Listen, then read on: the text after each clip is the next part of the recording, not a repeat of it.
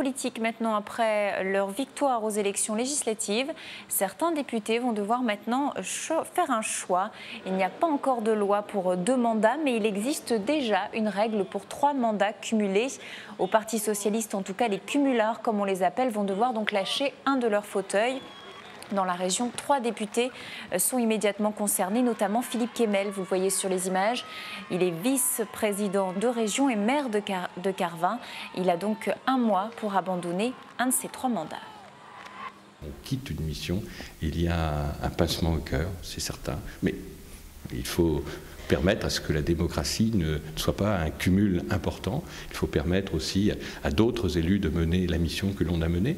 Il me semble nécessaire, plus que le cumul des mandats, de limiter le nombre de mandats d'un maire, le nombre de mandats d'un conseiller régional, le nombre de mandats d'un conseiller général, car je pense que renouveler la pratique politique, la diversifier, se trouver dans un autre domaine d'activité, c'est plein d'enseignements, plein de richesses, et ça permet justement un vrai renouvellement de la classe politique. Dans le cas de Philippe Kemel, la situation est un peu particulière.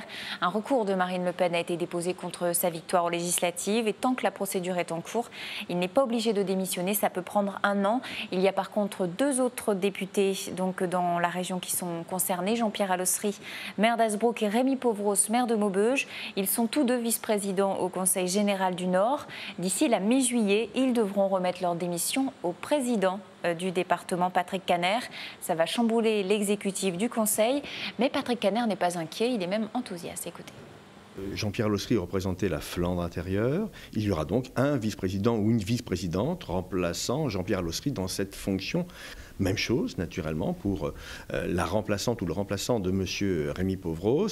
Il y aura un vice-président qui représentera l'Avesnois et bien sûr le Val-de-Sambre, la Thiérache et le Quercitin, les 3 sous-territoires de l'Avesnois. Le changement qu'apportera cette loi, qui deviendra la règle de la République, portée par François Hollande, Jean-Marc Ayrault et sa majorité parlementaire, va amener un souffle, une aspiration de nouveaux talents vers de nouvelles responsabilités, et en particulier des femmes dans les conseils généraux, donc j'en suis très heureux.